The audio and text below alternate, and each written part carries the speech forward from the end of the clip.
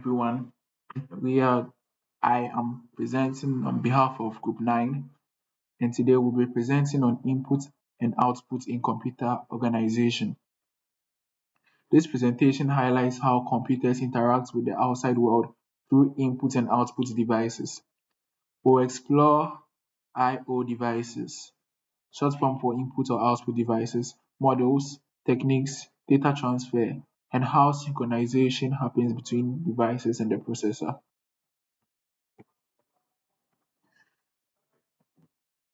So, the introduction and the importance of an input device. Input and output device, or I/O for short, refers to how a computer communicates with external devices like keyboards, monitors, printers, and storage drives. It's one of the three essential functions of a computer system, alongside processing and memory. Without I/O, users wouldn't be able to interact with computers, and the system wouldn't be able to communicate with the outside world. I/O is also important for performance. Fast and efficient data transfer makes the system more responsive. And one of the core functions of a computer system. It is one of the core functions of a computer system. Without I/O, users wouldn't be able to interact with the systems. Here we have types of input output devices. I/O devices are categorized based on how they communicate. Input devices bring data into the computer like keyboards, mice, and microphones. Output devices send process data out like monitors, printers, and speakers. Some devices do both. These are input and output devices like USB drivers, network cards, or touchscreen. Understanding this classification helps us see how computers interact with users and other systems. Here we have some of the examples of an input output device: keyboard, mouse, and the microphone. These are inputs. Outputs are monitors, speakers, and printers. Okay, so go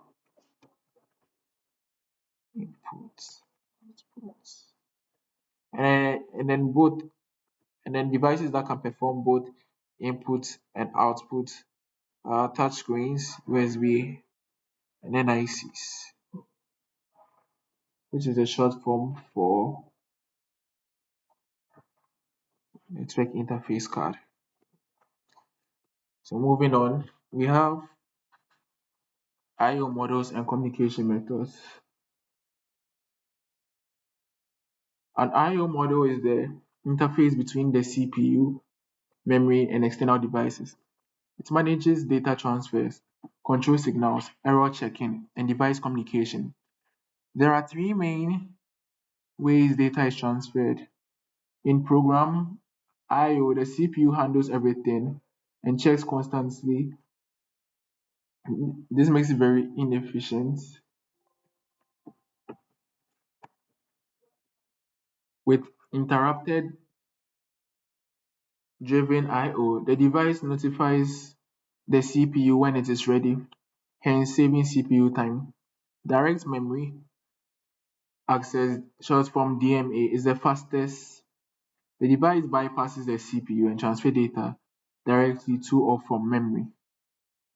Here we have some of the I/O model functions. This is the interface between CPU, memory, and devices. It handles data transfer, control, and error detection. Then some of the techniques are the programmed I/O. The CPU handles all the data transfers slowly. This method is the slowest. Interrupt driven I/O. Device alerts CPU when ready. And then the DMA. Moving on. We have I/O interface and addresses.